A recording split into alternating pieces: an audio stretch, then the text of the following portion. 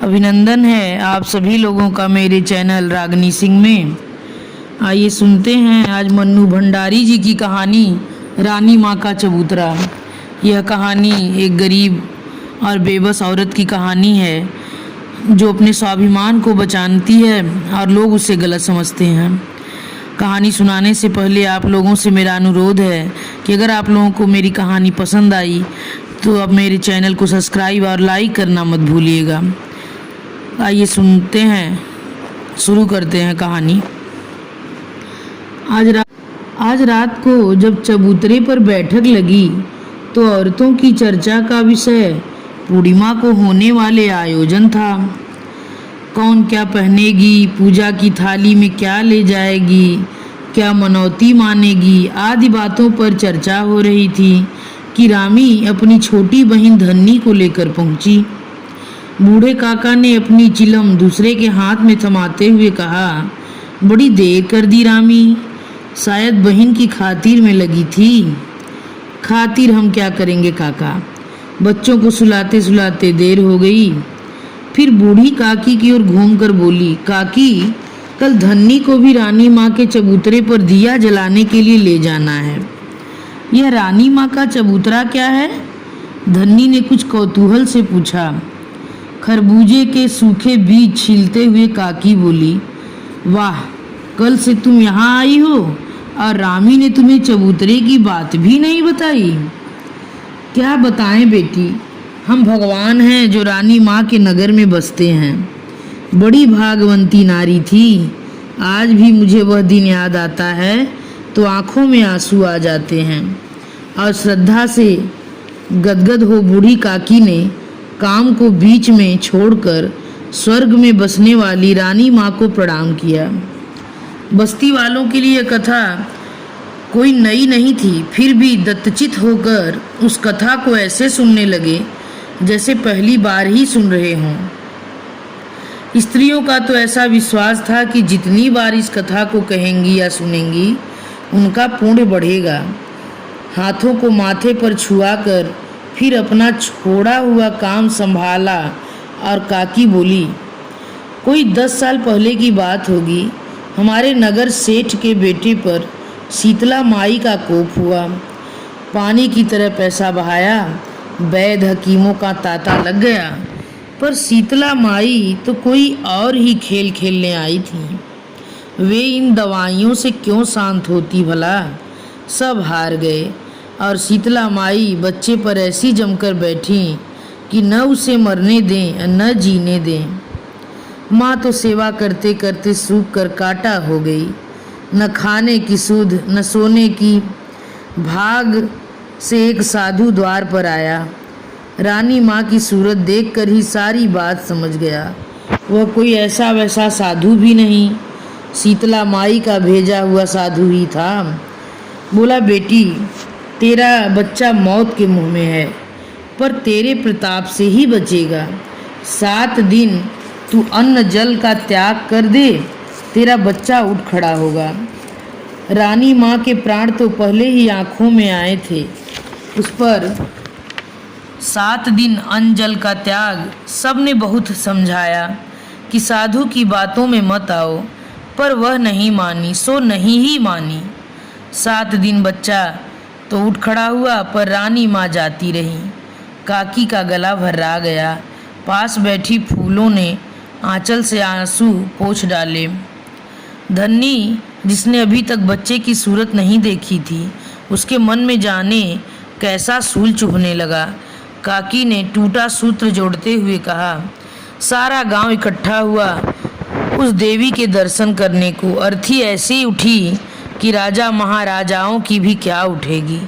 नगर सेठ ने बहू बीच में ही बात काटकर फूलों बोली, केसर के छींटे की बात तो कही ही नहीं।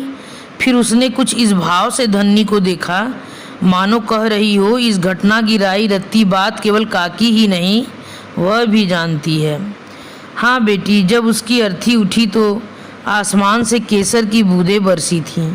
और तमाशा देखो, इतनी भीड़ में से क्या मजाल जो एक छींटा भी दूसरे पर पड़ जाए। बस खाली अर्थी पर ही पड़ रहे थे छींटे। फिर सेठ जी ने अपने बगीचे में रानी माँ की याद में एक चबूतरा बनवाया। हर पूर्णमासी को नगर की औरतें वहाँ दिया जलाने जाती हैं, अपने बच्चों के लिए मनौती मानती हैं। रामी ने जरा काकी की ओर झुककर फुसफुसाते स्वर में कहा, धन्नी को भी इसलिए बुलाया है काकी कि कल इससे दिया जलवा दूं। ब्याह को 4 साल होने आए, अभी तक कोख नहीं फली। 1-2 साल और बीत गया तो वह किसी और को घर में डाल लेगा। जरूर दिया जलवा, भगवान करेगा तो साल बीतते न बीतते गोद में बाल गोपाल खेलने लगेगा। रानी माँ का आशीर्वाद कभी अकारत नहीं जाने का। धन्नी लजा गई, साथ उसने यह भी महसूस किया कि यहाँ आकर उसने अच्छा ही किया। काकी से जरा दूर बैठा गोपाल, जो बस्ती का सबसे मस्खरा जवान था, बोल उठा, काकी मैं तो तुम्हारा और तुम्हारी रानी माँ का कमाल तब मानूं जब तुम गुलाबी को रास्ते पर लगा दो। नाम मत ले उस चुड़ैल का मेरे सामने, वह कोई माँ है, कसाइन है, कसाइन। नहीं तो रानी माँ के चबूतरे में तो वह ताकत है कि पत्थर में भी ममता उपज जाए, पर वह तो हेकड़ी वाली ऐसी है कि कभी उधर मुँह भी नहीं करती। भगवान करे उसका सत्यानाश हो जाए, सारी बस्ती पर किसी दिन पाप ला देगी। काका ने स्वर को जरा कोमल बनाकर कहा, क्यों कोस रही हो जेठा की माँ, बेचारी मुसीबत की मारी है। तुम्हारा तो दूध ही झरता रहता है, उसके लिए बड़ी मुसीबत मारी है। गुलाबी के प्रति काका की सहानुभूति से चिढ़कर काकी बोली, मुसीबत की मारी है तो सारी बस्ती मदद करने को तैयार है, पर वह तो हेकड़ी वाली ऐसी है कि अपना ठेंगा ऊपर रखेगी। अरे मैं तो कहूँ जो अपने आदमी को झाड़ू मार कर निकाल दे वह किसकी सगी होगी। अब आदमी तो उसका था ही ऐसा कि मार कर निकाल दिया जाए। वह पसीना बहा कर कमाती है और वह घर में बैठा दारू पीता। आखिर उसे 2 बच्चे भी तो पालने थे। काका ने फिर गुलाबी का पक्ष लिया। काकी तैस में आ गई और बात रानी माँ से सरक कर गुलाबी पर आ गई। बच्चे पाल रही है मुँह झौसी, सवेरे उस काल कोठरी में बंद करके जाती है तो शाम को आकर खोलती है। गुलाबी के बगल की कोठरी में रहने वाली रामी बोली, काकी धन्नी तो आज ही कह रही थी कि जीजी मुझे दिला दो एक बच्चा, मैं पाल लूँगी। वह क्यों देने लगी, वह तो उनको कोठरी में बंद करके मारेगी। काकी अपना वाक्य भी पूरा नहीं कर पाई थी कि दूर खड़ी एक छायाकृति पास आई और बोली, मारूंगी तो अपने बच्चों को मारूंगी, तेरे बच्चे को तो नहीं मारूंगी। तू क्यों मेरे बच्चों की चिंता में सूख रही है? खबरदार, जो आगे से नाम लिया मेरे बच्चों का, बड़ी धर्मात्मा बनी बैठी हैं। गुलाबी की उपस्थिति से क्या स्त्री वर्ग और क्या पुरुष वर्ग, दोनों ही जरा चौंक पड़े। काकी ने बात संभालते हुए कहा, क्यों बिगड़ रही है रे गुलाबी, हम तो तेरे भले की ही बात कर रहे हैं। बंद करके जाती है, कभी गर्मी में अंदर के अंदर ही घुटकर मर गए तो 5 पैसे का प्रसाद चढ़ाऊंगी, पर मरे भी तो मेरी जान को लगे हुए हैं ये निगोड़े। तू तो प्रसाद चढ़ाएगी पर सारी बस्ती को तो हत्या लगेगी। हमें क्यों पाप में सान रही है? आहा, बड़े आए बस्ती वाले। पहले कोठरी खोल कर जाती थी तो मेरा छोरा सरकते सरकते मोरी में आकर गिर गया, किसी ने उठाया तो नहीं। बड़े अपने बनते हैं। छोरा भी तो जाने किस माटी का बना हुआ है, सारे दिन मोरी के सड़े पानी में सड़ता रहता है पर मरा नहीं। मर जाता तो पाप कटता। गुलाबी क्रोध में बड़बड़ाती गली के नल पर चली गई। कहो काकी कैसी रही? गोपाल ने छेड़ते हुए पूछा। कौन मुंह लगे इस चुड़ैल के? पर काकी का मन इतना खिन्न हो उठा कि वे अपने बीजों की पोटली उठा कर चल दी। धीरे धीरे सभी उठ गए और चबूतरे की सभा विसर्जित हो गई। सवेरे 7 बजे की सीटी बजी तो गुलाबी ने एक झटके के साथ अपनी कोठरी का दरवाज़ा बंद किया। उसे बगल की कोठरी में रामी धन्नी की फुसफुसाहट सुनाई दी। बिना पूरी बात सुने ही वह भवक उठी। जितनी बातें बना सको बना लो चुड़ैलों, मैं तुम्हारी दबैल नहीं जो डर जाऊंगी। रामी ने वहीं बैठे बैठे हाँक लगाई अपने रास्ते लग गुलाबी, किसका हिया फूटा है जो सवेरे सवेरे तुस जन्नास पीटी का नाम लेगा। गुलाबी कुछ कहती, उसके पहले ही उसके 2 साल के बच्चे का क्रंदन कोठरी की दीवारों को चीरकर गली के सुनसान वातावरण में फैलने लगा। झल्ला कर उसने कोठरी खोली और अपनी 9 साल की लड़की मेवा की पीठ पर एक लात जमाते हुए बोली, 9 बरस की धींग हो गई, एक बच्चा नहीं रखा जाता, चल उसे गोद में उठाकर रख। और उसी झल्लाहट में उसने कोठरी बंद कर दिया और दौड़ पड़ी। 7 की सीटी बज चुकी थी और वह जानती थी कि अब यदि वह सारा रास्ता दौड़कर ही पार नहीं करेगी तो ठेकेदार वहां बैठी अनेक उम्मीदवारों में से किसी को भी काम दे देगा और वह आज की मजदूरी से जाती रहेगी। फिर वह सत्तू नहीं ला सकेगी, दाल नहीं ला सकेगी। उसने गति और बढ़ा दी। उस समय वह भूल गई कि रामी ने उसे नासपीटी कहा है या कि उसका बच्चा रो रहा है। शाम को वह लौटी तो क्लांत हाथों से उसने अपनी कोठरी का दरवाज़ा खोल देखा। मेवा एक कोने में लुढ़की पड़ी सो रही है और 2 साल का वह मांस का लोथड़ा मैले में सना हुआ मिमिया रहा था। रोने की ताकत तो उसमें शायद रही भी नहीं थी। गुलाबी ने एक पूरे हाथ की धौल कोने में सोती हुई छोरी की पीठ पर जमाई। पड़ी पड़ी सो रही है चुड़ैल, चल उठकर चूल्हा जला। और वह उस मैले में से सने बच्चे को उठाकर गली के नल पर चली। बराबर उसके मुंह से गालियां बरस रही थीं। चबूतरे पर उस समय काका अकेले बैठे थे। गुलाबी को बड़बड़ाती हुई जाते देखा तो टोक दिया, किसे कोस रही है गुलाबी? अरे कभी तू भी हंस बोल लिया कर। हंस बोल कर मुझे किसी को रिझाना नहीं है। बड़े आए सीख देने वाले। तुम्हें तो नहीं कोस रही हूँ उस दारू खोर को जो मेरी जान को ये कीड़े मकोड़े छोड़ गया।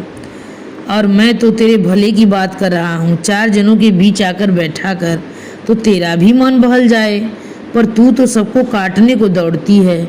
हाँ मैं तो कटखनी हूँ, क्यों मेरे मुंह लगते हो? ज़्यादा बकवास की तो 2-4 तुम्हें भी सुना दूंगी। बड़े आए दर्द दिखाने वाले। और वह भन्नाती हुई नल पर चली गई। छोकरे को धोया, कपड़ा धोया और बड़बड़ाती अपनी कोठरी की ओर चल पड़ी। काका ने फिर उसे नहीं टोका। चूल्हे पर दाल चढ़ाकर बच्चे को गोदमी में लिए वह सुस्ताने लगी। सारे दिन की कैद भोग कर मौका पाते ही मेवा कोठरी से बाहर भाग गई। जब दाल सत्तू तैयार हो गया तो गुलाबी ने मेवा को खाने के लिए आवाज़ दी। मेवा आई तो उसके हाथों में कांच की ही हरी चूड़ियाँ चमक रही थीं। गुलाबी की नज़र पड़ते ही उसने पूछा, ये चूड़ियाँ कहाँ से लाई री? मेवा चुप। मैं पूछती हूँ ये चूड़ियाँ कहाँ से लाई? मेवा चुप। सुनाई नहीं देता क्या? बहरी हो गई है? और तड़ातड़ चाटे पड़ गए उसके गाल पर। चोरी करके लाई है ना? आज सब तो चबूतरे पर दिया जलाने गए हैं, किसी के घर में से चुरा लाई क्यों? चोटी हरमजादी। मुंह से गालियां और हाथों से चाटे पड़ने लगे। मेवा ने चीख चीख कर सारी गली को सिर पर उठा लिया। तभी दिया जलाकर लौटी हुई रामी धन्नी आ पहुंची। अरे छोरी के प्राण लेगी क्या? मेवा को अपनी तरफ खींचती हुई रमा बोली, मैं इसकी खाल खींच कर रख दूंगी। तू बीच में मत बोल रामी, नहीं तो सच कहती हूँ 2 हाथ तेरे भी पड़ जाएंगे। मेरी छोरी चोरी करे। और उसका सुर भींच गया। देखते देखते खासी भीड़ जमा हो गई। जरा सा अवसर मिलते ही गुलाबी फिर एक चांटा जड़ देती। बूढ़े काका मेवा को दूर ले गए। तब गुलाबी चिल्लाई, छोड़ दो काका, मेरी छोरी को ले गए तो ठीक नहीं होगा। आज तुम बचाने आए हो, कल तुम लोग ही उसे चोटी कहते फिरोगे। किसी ने स्थिति को संभालने के लिए कहा, चोरी नहीं की है उसने, वह तो रामेश्वर ने उसे दी है। नाहक मार दिया बच्ची को। दी है तो क्यों दी है? हम क्या भिखमंगे हैं जो किसी का दिया पहनेंगे?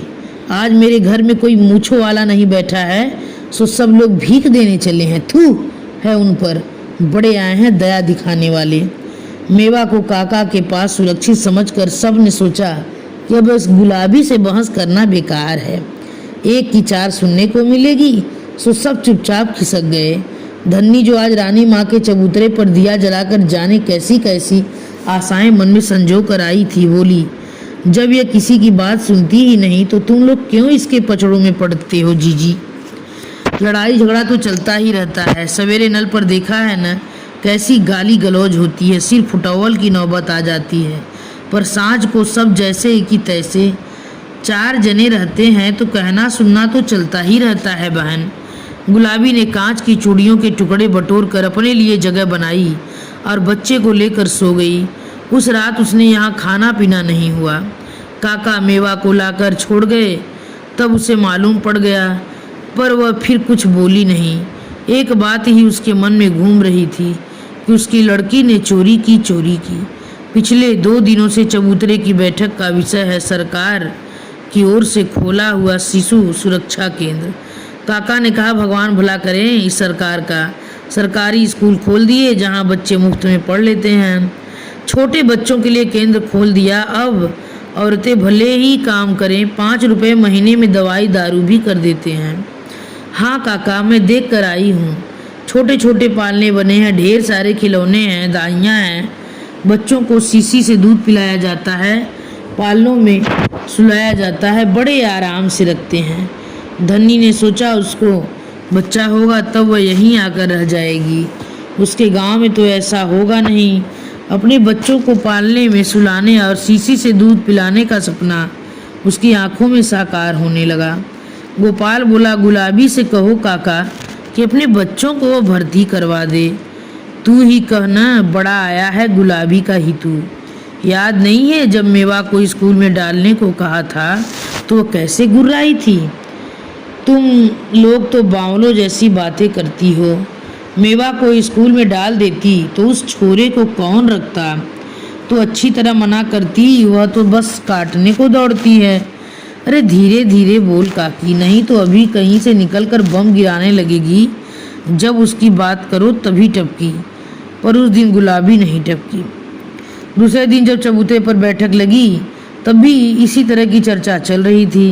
गुलाबी अपनी लड़की मेवा को ढूंढती हुई आई तो काका ने बात चलाई, अरे गुलाबी देख तो तेरे छोरे के लिए सरकार ने केंद्र खोल दिया है, वहाँ नाम लिखवा दे अपने बच्चों का। सरकार मेरी कसम है ना जो केंद्र खोल देगी मेरे लिए। ये सब तो पैसे वालों के चोचले हैं। मेरे कौन मर्द कमाने वाला बैठा है जो 5 रुपए महीने दे दिया करेगा। बस्ती वाले चंदा कर देंगे, तू जाकर नाम लिखा दिया कर। किसी के दान पुण्य पर पलने वाली नहीं हूँ गुलाबी, थूकती हूँ तुम्हारे चंदे पर। और अपनी लड़की को घसीटती हुई गुलाबी वहाँ से चली गई। लो और खाओ लड्डू, काकी ने दिखाते हुए कहा। बिना गुलाबी से 2-4 झुड़कियाँ सुने ने चैन नहीं। आज रामी नहीं आई। बात का प्रसंग बदलने के लिए काकी ने पूछा। धन्नो को विदा करने गई है और इधर उधर की बातें करके सभा समाप्त हुई। दूसरे दिन गुलाबी ने उठकर उसकी कोठरी की दीवार पर लगाए हुए सुरक्षा केंद्र विज्ञापन को फाड़ फेंका। जहाँ कहीं भी उसे विज्ञापन दिखाई देता वह उसे फाड़ डालती। लोग देखते तो हंसते। भरी दोपहरी में गुलाबी रेत की तगारियाँ उठा उठा कर पकड़ा रही थी। कुछ औरतें एक देहाती गीत गा रही थी और छत कूट रही थी। ठेकेदार अगर कुछ आदेश देता जा रहा था। गुलाबी का ध्यान अपने काम में था, पर अचानक ठेकेदार का स्वर उसके कान में पड़ा। पूरी बात तो वह नहीं सुन पाई, बस इतना सुना, इसी तरह तो जरा से आंधी पानी से घरों की छतें टूट जाती हैं। जरा अच्छी तरह उसने आसमान की तरफ देखा, कहीं बादल नहीं थे, फिर भी उसका हाथ रुक गया और उसके सामने उसकी कोठरी की टूटी फूटी छत घूम आई। यदि वह किसी दिन छत पर गिर जाए तो। हाथ चलाए ना, पकड़कर बगल वाली औरत ने कहा। वह कब से रेत की तगारी लिए खड़ी थी। एकाएक गुलाबी को होश आया। चला तो रही हूँ, कौन तेरे बाप की नौकर हूँ जो हुक्म चला रही है। शाम को गुलाबी जब घर लौटी तो ठेकेदार से थोड़ी सीमेंट और चूना मांग लाई। खा पीकर जब सब सो गए तो गुलाबी के घर से खटर पटर की आवाज़ शुरू हुई। गली में सोए हुए गोपाल ने पूछा, आधी रात को क्या कर रही है गुलाबी? तेरी कब्र खोद रही हूँ। जाने कैसे लोग हैं इस बस्ती के कि गुलाबी के काम में टांग अड़ाए बिना इस ससुरों की रोटी हजम नहीं होती। मर चुड़ैल। और गोपाल सो गया। उस दिन सारी रात कोठरी में कुछ न कुछ होता ही रहा। दूसरे दिन रामी ने आकर चबूतरे की बैठक पर सूचना दी कि गुलाबी काम से लौटी, खाया पिया और फिर बच्चों को बंद करके कहीं चली गई। जब रामी ने पूछा तो गुर्रा कर बोली, जा रही हूँ अपने खसम से याराना करने, तू भी चलेगा क्या? साथ ही रामी ने यह भी बताया कि उस बात को घंटा भर हो गया है पर अभी तक गुलाबी नहीं लौटी। बच्चे दोनों बंद पड़े हैं। कुछ कौतूहल और कुछ उपेक्षा मिश्रित क्रोध से सारी बैठक गूंजने लगी। क्यों गई, कहाँ गई? इस तरह तो बच्चे मर जाएंगे। ये कैसी माँ है? यदि अनेक बातें उठी और खत्म हो गई। जानने की इच्छा सबके मन में थी पर किसी में साहस नहीं था जो आने पर उससे पूछ सके। गुलाबी का यह काम जब दैनिक हो गया तब तो कौतूहल का निवारण परम आवश्यक हो गया। बिना उस बात को जाने सबका जीना जैसे दूभर हो गया। काका ने अनुमान से कहा, कहाँ ही चौका बर्तन काम करने जाती होगी और कहाँ जाएगी बेचारी, तुम्हारे लिए होगी बेचारी। काकी ने गुर्राते हुए कहा, हत्यारिन कहीं की, क्यों जाती है चौका बर्तन करने? मजदूरी में क्या गुजर नहीं होता? मुझे तो इसके लक्षण अच्छे नहीं नजर आते। बच्चों की जान ले लेकर धन कमाएगी, क्या करना है उस पैसे का? क्यों पर निंदा करती हो? उसकी वह जाने। बाहर से आते हुए गोपाल ने कहा, काका चलो तुम्हें सिनेमा दिखा लाऊं। पर काकी को इस समय यह मजाक नहीं भाया। वह गुलाबी की ही बात सोच रही थी।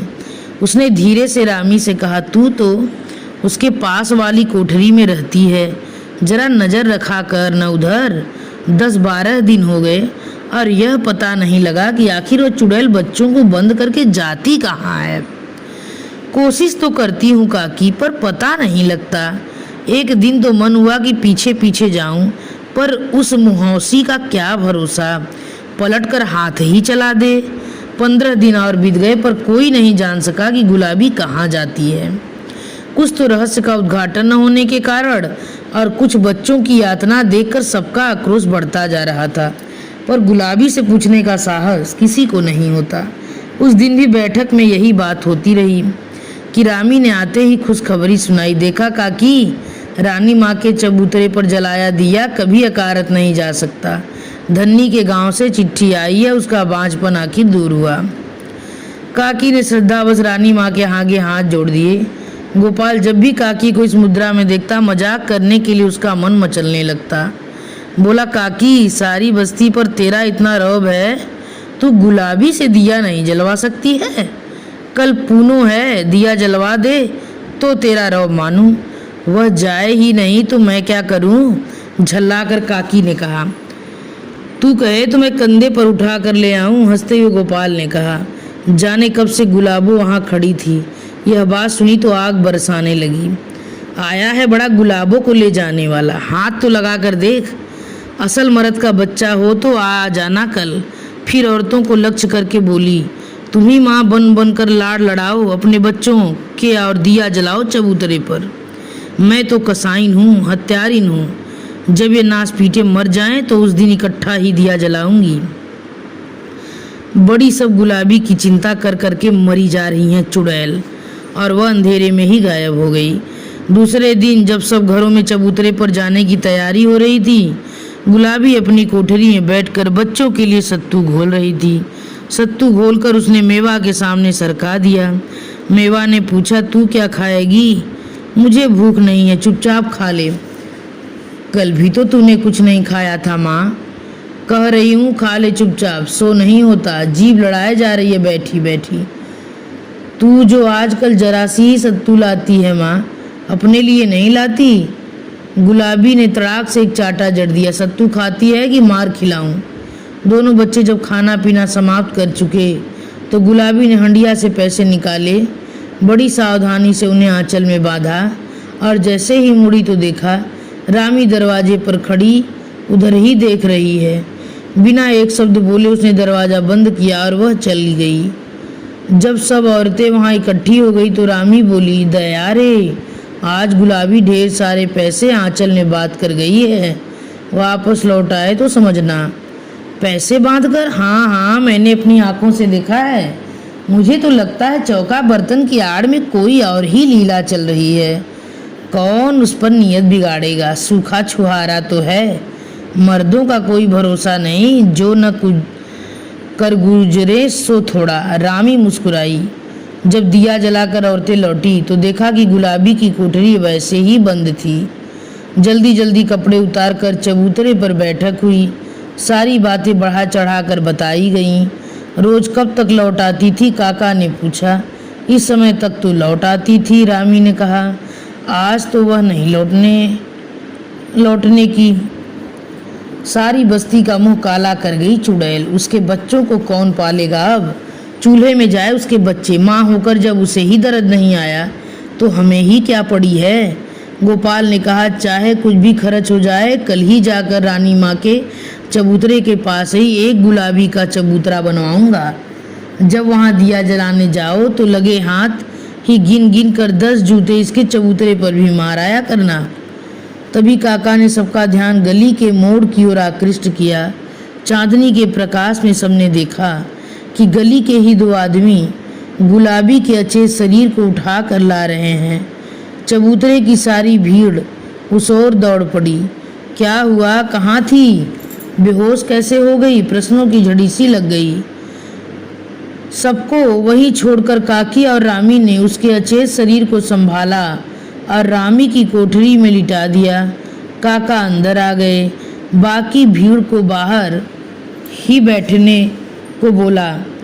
पानी के छींटे डालो और हवा करो, काका ने कहा। रामी उठकर पानी लाई और काकी हवा करने लगी। उसका आंचल हटाया तो बोली, हाय राम, इसका पेट तो पीठ में से चिपक रहा है। लगता है मानो 2-3 दिन से कुछ खाया ही नहीं। रामी, थोड़ा सत्तू ही तो घोल कर ला। देख रही हो, काका ने अपनी नज़र गुलाबी के सूखे मुरझाए चेहरे पर टिकाते हुए कहा। 1 महीने में क्या से क्या हो गई, जैसे बुढ़ापा आ गया। और 1 महीने से मैं इसे पास से ही नहीं देखा था। और देखो, इसके कपड़े ढीले कर दो, उमस भी तो कितनी है। काकी ने अंगिया के बंद ढीले कर दिए तो अंगिया में से कागज की एक पुड़िया सरक कर जमीन पर गई। काका ने कहा, देखें क्या है। काकी ने पुड़िया पकड़ा दी। काका ने दिए के धीमे प्रकाश में पुड़िया को खोला तो देखा कांच की 2 छोटी छोटी हरी चूड़ियाँ और शिशु सुरक्षा केंद्र की 5 रुपए की रसीद थी। धन्यवाद।